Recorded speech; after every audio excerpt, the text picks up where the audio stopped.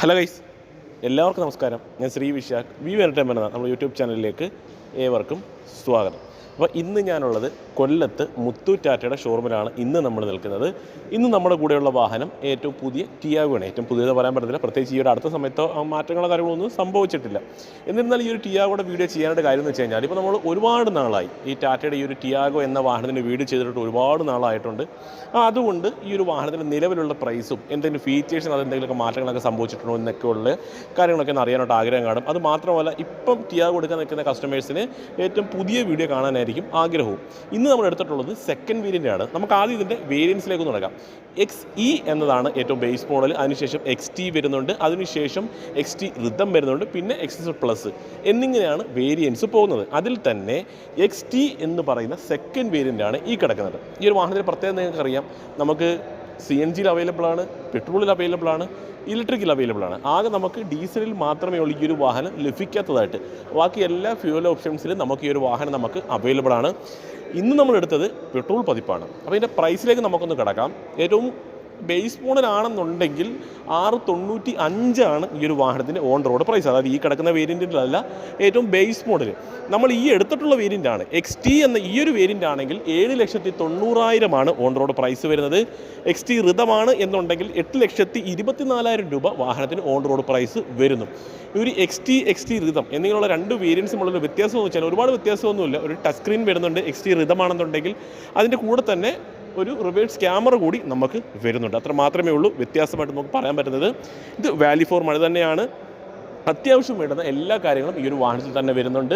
1-2 മിസ്സിങ്ങൾ മാത്രമേ ഉള്ളൂ. എന്തൊക്കെയാണെന്നുള്ളത് നമുക്ക് ഈ ഒരു വീഡിയോയിലൂടെ കണ്ടു നോക്കാം. അപ്പോൾ എല്ലാ കൂട്ടുകാർക്കും നമ്മുടെ വീഡിയോയിലോട്ട് സ്വാഗതം. നമ്മൾ താഴെ ഒരു നമ്പർ നൽകിയിട്ടുണ്ട്. ആ ഒരു നമ്പറിൽ വിളിച്ചാൽ മതി. ഈ ഒരു വാഹനത്തിൻ്റെതായിട്ടുള്ളതോ അല്ലെങ്കിൽ വേറെ എന്തെങ്കിലും ഡീറ്റെയിൽസ് അറിയണമെന്നുണ്ടെങ്കിൽ നിങ്ങൾക്ക് ഈ ഒരു നമ്പറിൽ കോൺടാക്ട് ചെയ്യാവുന്നതാണ്. അപ്പോൾ നമുക്ക് ഡിസൈൻ വൈസ് ഈ ഒരു വാഹനത്തിൽ എന്തൊക്കെ ഫീച്ചേഴ്സ് ഉണ്ടെന്നുള്ളത് നമുക്കൊന്ന് നോക്കാം. പിന്നെ ഇതിന് ഒരു 70,000 രൂപ റേഞ്ചിലൊക്കെ ഡൗൺ പേയ്മെൻറ്റ് അടച്ചാൽ മതി. സിവിൽ സ്കോറുള്ള കസ്റ്റമേഴ്സ് 5 വർഷം അല്ലെങ്കിൽ 7 വർഷം തിരിച്ചടവ് കാലാവധി കൂടി നിങ്ങൾക്ക് കിട്ടുന്നതായിരിക്കും. ഫീച്ചേഴ്സിലേക്ക് കിടക്കാം. ഇതൊരു റെഡ് കളർ വാഹനമാണ് നമ്മൾ എടുത്തിട്ടുള്ളത്. ആ ഒരു ഓവറോൾ ആ ഒരു ഫ്രണ്ട് ലുക്ക് കണ്ടോ? ഈ ഒരു ഫ്രണ്ട് ലുക്ക് നോക്കുന്ന സമയത്ത് തന്നെ ഇതൊരു സെക്കൻഡ് വേരിയൻ്റ് ആണ്, അല്ലെങ്കിൽ ഇതൊരു ഏറ്റവും എന്താ പറയുക ബേസ് മോഡൽ തൊട്ട് മുകളിൽ വേരിയൻ്റ് അറിയുന്ന രീതിയിലൊന്നുമില്ല. ഒരു ടോപ്പ് എൻഡ് വാഹനം എങ്ങനെയാണോ വരുന്നത് ആ ഒരു രീതിയിൽ തന്നെ ഈ ഒരു വാഹനം ഡിസൈൻ ചെയ്തിട്ടുണ്ട്. ഹെഡ്ലാമ്പിലേക്ക് നോക്കുന്ന സമയത്ത് നോർമലി വരുന്ന ഹാലജൻ ടൈപ്പ് ഹെഡ്ലാമ്പ് യൂണിറ്റാണ് ഈ ഒരു വാഹനത്തിൽ നൽകിയിട്ടുള്ളത്. പ്രൊജക്ട് ടൈപ്പോ കാര്യങ്ങളൊന്നുമല്ല ഈ ഒരു വാഹനത്തിൽ നൽകിയത്. പിന്നെ ആ ഒരു ക്രോം ട്രീറ്റ്മെൻ്റ് ഉണ്ട്. ഈ ഒരു ഹെഡ്ലാമ്പിൻ്റെ ഈ ഒരു പോർഷനിൽ തുടങ്ങി ഗ്രില്ലിൽ കൂടി കണ്ടിന്യൂ ചെയ്ത് ആ ഒരു പോർഷനിൽ അവസാനിക്കുന്ന രീതിയിലാണ് ആ ഒരു ക്രോം എലമെൻറ്റ് കമ്പനി നൽകിയിട്ടുള്ളത്. ഗ്രില്ലിലേക്ക് വരുന്ന സമയത്ത് പിയാനോ ബ്ലാക്ക് ഫിനിഷാണ് ഫുള്ളി വരുന്നത്. അതിൽ തന്നെ ട്രൈയാരോ ഡിസൈൻസ് നൽകിയിട്ടുള്ളത് കാണാം. ടാറ്റയുടെ ലോഗോ വളരെ മനോഹരമായിട്ട് ആ ഒരു സെൻട്രൽ പോർഷനിലായിട്ട് കമ്പനി പ്ലേസ് ചെയ്തിട്ടുണ്ട്. താഴേക്ക് പോകുന്ന സമയത്ത് എയർ ഡാമിൻ്റെ ഡിസൈൻ കാണാം. അത്യാവശ്യം വലിപ്പത്തിലാണ് ആ ഒരു എയർ ഡാം യൂണിറ്റ് കമ്പനി ആ ഒരു പോർഷനിൽ നൽകിയിട്ടുള്ളത്. അവിടെ തന്നെ ഈ ഒരു പോർഷനിലേക്ക് വരുന്ന സമയത്ത് ഫോഗ് ലാമ്പ് അവൈലബിൾ അല്ല. ഫോഗ് ലാമ്പ് വേണമെങ്കിൽ രണ്ടാമത് ആഡ് ചെയ്ത് നമുക്ക് ഉപയോഗിക്കാം. ഡെലിവറി സമയത്ത് തന്നെ അവർ ആഡ് ചെയ്യുന്നതായിരിക്കും. ടോപ്പിലേക്ക് പോകുന്ന സമയത്ത് എനിക്ക് DRലൊക്കെ വരുന്നുണ്ട് എന്നെനിക്ക് തോന്നുന്നുണ്ട്. ഈ ഒരു വേരിയൻറ്റിൽ DRൽ വരുന്നില്ല. പണ്ട് ടിയാഗോയിൽ നമുക്ക് DRൽ അവൈലബിൾ അല്ലായിരുന്നു. ഇപ്പോഴത്തെ ടിയാഗോയിലാണ് അവൈലബിൾ ആയിട്ട് വന്നത്. പണ്ട് ഈ ഒരു രീതിയിലാണ് നൽകിയിട്ടുള്ളത്. ടിഗോറിലായിരുന്നു DRൽ വരുന്നത്. അപ്പോൾ അതൊരു വൃത്തിയുള്ള കാര്യമൊന്നുമല്ല. അത്യാവശ്യം നീറ്റ് ആൻഡ് ക്ലീൻ ആയിട്ട് തന്നെ ചെയ്തിട്ടുണ്ട്. ഈ ഒരു പോർഷനിലായിട്ട് ട്രെൻഡിങ് ആയിട്ട് നൽകിയിട്ടുള്ളതായിട്ട് കാണാം. ആ ഒരു ഹുഡിൻ്റെ പോർഷനിലൊന്നും ഒരുപാട് ക്യാരക്ടർ ലൈൻസ് ഒന്നും വരുന്നില്ല. അത്യാവശ്യം പ്ലെയിൻ ആയിട്ട് തന്നെയാണ് ഡിസൈൻ ചെയ്തത്. ഗ്രില്ലിലുള്ള കളർ തീം നോക്കിയാൽ ഒരു പിയാനോ ബ്ലാക്ക് ഫിനിഷാണ് വരുന്നത്. വേറെ കാര്യങ്ങളൊന്നുമില്ല പറയാനായിട്ട്. സൈഡിലേക്ക് വരാം നമുക്ക്. ഇതാണ് നമ്മുടെ വാഹനത്തിൻ്റെ സൈഡ് പ്രൊഫൈൽ കണ്ടോ? അത്യാവശ്യം നീറ്റായിട്ട് തന്നെ ആ ഒരു സൈഡ് പ്രൊഫൈലിനെ ഡിസൈൻ ചെയ്തു. അതൊന്നും മിസ്സിങ്ങായിട്ട് നമുക്കൊന്നും പറയാനൊന്നും പറ്റില്ല. ഫ്രണ്ട് പോർഷനിൽ ഒരു പോരായ്മ എന്താണ് നമുക്ക് തോന്നിയത്, ഒരു ഫോഗ് ലാമ്പ് ഉണ്ടെങ്കിൽ കുറച്ചുകൂടി നന്നായിരുന്നു എന്ന് തോന്നിയത് ഫ്രണ്ട് പോർഷനിൽ തോന്നി. പക്ഷേ സൈഡിലേക്ക് വരുന്ന സമയത്ത് നല്ല രീതിയിലാണ് ഈ ഒരു സൈഡ് പ്രൊഫൈൽ ചെയ്തിട്ടുള്ളത്. അലോയ് വീൽ വരുന്നില്ല. ഇതൊരു സെക്കൻഡ് വേരിയൻ്റ് ആണ്. പക്ഷേ നമ്മൾ ഈ ഒരു ഡിസൈൻ നോക്കിക്കഴിഞ്ഞാൽ നമ്മൾ ഓൾറെഡി ഇത് കണ്ടിട്ടുള്ളതാണ്.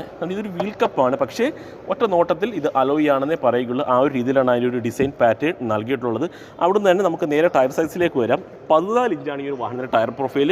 175/65 R14 ആണ് ഈ ഒരു ടയർ പ്രൊഫൈൽ വരുന്നത്. ഫ്രണ്ടിൽ ഡിസ്ക് ബ്രേക്കാണ്. എല്ലാ വാഹനത്തിലും അങ്ങനെ തന്നെയാണ് വരാറുള്ളത്. ഫ്രണ്ടിലേക്ക് നോക്കുന്ന സമയത്ത് അത്യാവശ്യം ക്യാരക്ടർ ലൈൻസ് ഒക്കെ വരുന്നുണ്ട്. അവിടെ തന്നെ മിററിലേക്ക് വന്നാൽ പിയാനോ ബ്ലാക്ക് ഫിനിഷാണ് ഈ ഒരു മിററിൽ നൽകിയിട്ടുള്ളത്. അതിൽ തന്നെ ടേൺ ഇൻഡിക്കേറ്റർ കൂടി നൽകിയിട്ടുണ്ട്. ഫ്രണ്ട് പോർഷനിലായിട്ട് ആൻറ്റിന് നൽകിയിട്ടുള്ളതായിട്ട് കാണാം. അത്യാവശ്യം വലിപ്പമേറിയ ഗ്ലാസ് ഏരിയയാണ് വാഹനത്തിൽ വരുന്നത്. ഈ ഒരു സൈഡ് പ്രൊഫൈലിലെ ഗ്ലാസ് ഏരിയ നോക്കിക്കഴിഞ്ഞാൽ അത്യാവശ്യം ഒരുപാട് വലിപ്പം എന്ന് പറയാൻ അത്യാവശ്യം വലിപ്പം വരുന്നുണ്ട്. ഡോർ ഹാൻഡിലൊക്കെ ബോഡി കളർ തന്നെയാണ് നൽകിയിട്ടുള്ളത്. പ്രത്യേകിച്ച് കാര്യങ്ങളൊന്നും ഈ ഒരു സൈഡ് പ്രൊഫൈലിൽ അഡീഷണൽ ആയിട്ട് ചെയ്യേണ്ട യാതൊരു കാര്യവുമില്ല. പിന്നെ എന്തെങ്കിലും റൂഫ് റെയിലോ അങ്ങനത്തെ കാര്യങ്ങൾ എന്തെങ്കിലും വേണമെങ്കിൽ ജസ്റ്റ് ഒന്ന് ചെയ്താൽ മതിയാവും. അതിൻ്റെ ആവശ്യവും വരുന്നില്ല. ഇപ്പോൾ വേറെ ഒന്നുമില്ല ഈ ഒരു സൈഡിൽ പറയാനായിട്ട്. അവിടെ തന്നെ നേരെ നമുക്ക് റിയർ സൈഡിലേക്ക് വരാം. ഇതാണ് നമ്മുടെ വാഹനത്തിൻ്റെ റിയർ സൈഡ്. റിയർ സൈഡിലേക്ക് നോക്കുന്ന സമയത്ത് ഡിഫോക്കർ ലൈൻ അല്ലെ റിയർ വൈപ്പർ തുടങ്ങിയ കാര്യങ്ങൾ വരുന്നില്ല എന്ന് മാത്രമേ ഉള്ളൂ ഈ ഒരു റിയർ സൈഡിൽ ഒരു പോരായ്മയായിട്ട് നമുക്ക് പറയാനായിട്ട് പറ്റുന്നത്. ജസ്റ്റ് കീ എന്നിടത്തോട്ട് ആണ് ഈ ഒരു ബ്ലാക്ക് ഫിനിഷൊക്കെ കൊള്ളാം. ഹൈ മോഡ് സ്റ്റോപ്പില്ലാமல் നൽകിയിട്ടുണ്ട്. സ്പീഡിന് സ്പോയിലർ അങ്ങനെ എന്തെങ്കിലും വേണമെന്നുണ്ടെങ്കിൽ ആഫ്റ്റർ മാർക്കറ്റ് അല്ലെങ്കിൽ ഷോറൂമിൽ തന്നെ കോൺടാക്ട് ചെയ്ത് നോക്ക്. ഞാനങ്ങനെ കണ്ടിട്ടില്ല ചെയ്തേക്കുന്നതായിട്ട്.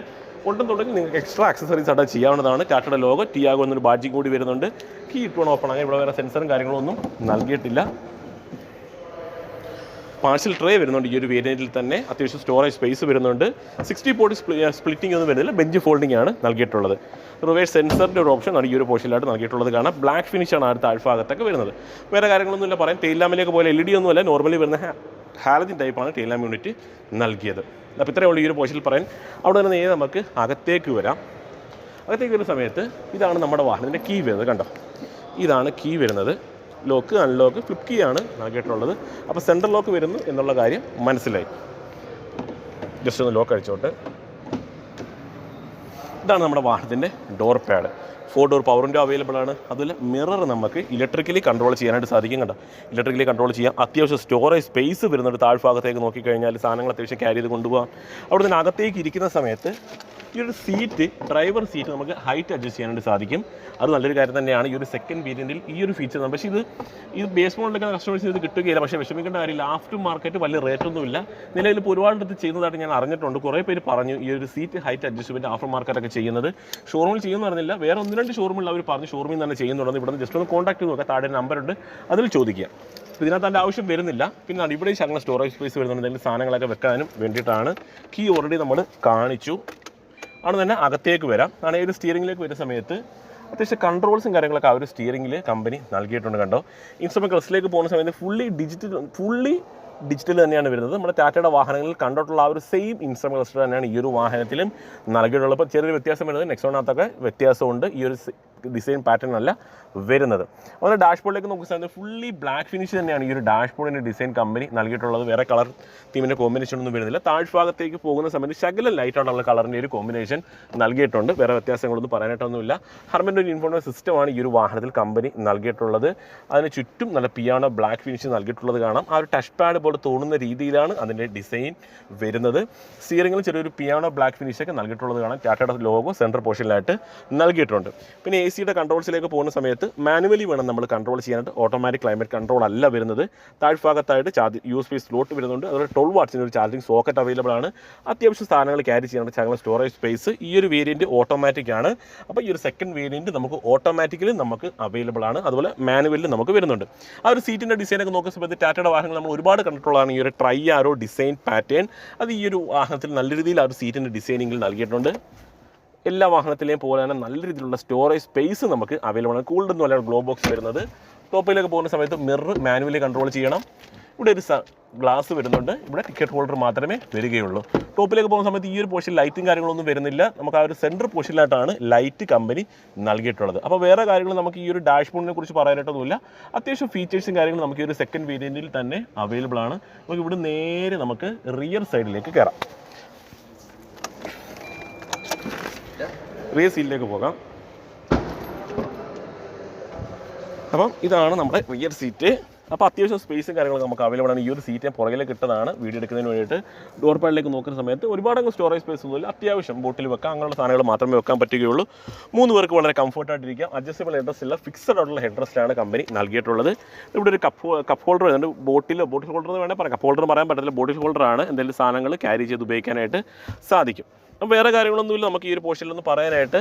അപ്പോൾ അത്യാവശ്യം ഫീച്ചേഴ്സ് വരുന്നുണ്ട് ഈ ഒരു സെക്കൻഡ് വേരിയൻറ്റിൽ തന്നെ. ഇവിടെ നിന്ന് നേരെ നമുക്ക് എൻജിനിലേക്ക് പോകാം. എൻജിനോട് പറഞ്ഞ് നിർത്താം. അപ്പോൾ ഞാൻ ഓൾറെഡി പറഞ്ഞ തുടക്കത്തിൽ CNG വരുന്നുണ്ട്, ഇലക്ട്രിക്കിൽ വരുന്നുണ്ട്, അതുപോലെ പെട്രോളിൽ നമുക്ക് ഈ ഒരു വാഹനം നമുക്ക് അവൈലബിൾ ആണ്. ഈ ഒരു പെട്രോൾ മോഡലിൽ തന്നെ ഓട്ടോമാറ്റിക്കും മാനുവലും വരുന്നുണ്ട്. പിന്നെ ഇലക്ട്രിക്കിലേക്ക് പോകുന്ന സമയത്ത് നമുക്ക് ഓട്ടോമാറ്റിക് മാത്രമേ കിട്ടുകയുള്ളൂ, മാനുവൽ വരുന്നില്ല. അപ്പോൾ എൻജിനെ കുറിച്ച് പറയാം. ഇതൊരു പെട്രോൾ വേരിയൻ്റ് ആണെന്ന് ഞാൻ പറഞ്ഞു. അപ്പോൾ എൻജിനിലേക്ക് വരുന്ന സമയത്ത് 1.2 ആണ് എൻജിൻ വരുന്നത്. അതിൽ പവറിലേക്കൊക്കെ വരുന്ന സമയത്ത് 3 സിലിണ്ടറാണ്. 1199 cc, 86 PS, 113 Nm, 20 റേഞ്ചിലാണ് കമ്പനി പറയുന്ന മൈലേജ് പെട്രോൾ വേരിയൻറ്റിന്. അപ്പോൾ ഇൻസുലേഷനും കാര്യങ്ങളൊക്കെ നൽകിയിട്ടുണ്ട്. അത്യാവശ്യം സ്പേസും കാര്യങ്ങളെല്ലാം വരുന്നുണ്ട്. വേറെ കാര്യങ്ങളൊന്നുമില്ല ഈ ഒരു എൻജിനെ കുറിച്ച് പറയാനായിട്ട്. അപ്പോൾ കണ്ടല്ലോ, ഇതാണ് നമ്മുടെ ടിയാഗോ സെക്കൻഡ് വേരിയൻറ്റിൻ്റെ വിശേഷങ്ങൾ. അത്യാവശ്യം വാല്യൂ ഫോർ മണിയാണ് ഈ ഒരു വാഹനം. സെക്കൻഡ് വേരിയൻ്റ് ആണ്. അപ്പോൾ ഒരുപാട് പ്രൈസും വരുന്നില്ല. ഓൾറെഡി പ്രൈസിനെ കുറിച്ചൊക്കെ ആദ്യമേ നമ്മൾ സംസാരിച്ചു. ബേസ് മോഡലിൻ്റെ ഓൺ റോഡ് പ്രൈസ് ഞാൻ പറഞ്ഞു. വെയിറ്റ് പീരീഡൊന്നുമില്ല, വളരെ പെട്ടെന്ന് സ്വന്തമാക്കാനായിട്ട് സാധിക്കും. ആവശ്യത്തിന് വേണ്ട എല്ലാ കാര്യങ്ങളും വരുന്നത്. ആകെ ഒരു ഫോഗ് ലാമ്പ് വെക്കണം എന്ന് മാത്രമേ വരുന്നുള്ളൂ. അതും ആവശ്യമെങ്കിൽ മതി. അലോയ് വീൽ ആടിയേണ്ട കാര്യം വരുന്നില്ല, അല്ലെ വേറെ ഒന്നും വേണ്ട. അത്യാവശ്യം വേണ്ട എല്ലാ കാര്യങ്ങളും ഈ ഒരു വാഹനത്തിനുള്ളിൽ തന്നെ വരുന്നുണ്ട്. അപ്പോൾ അത്രയേ ഉള്ളൂ നമ്മുടെ ഇന്നത്തെ വീഡിയോ. അപ്പോൾ ഇതുപോലെ ഉപകാരപ്പെടുന്ന വീഡിയോയുടെ അടുത്ത ദിവസം വരെ എല്ലാ കൂട്ടുകാർക്കും ബൈ.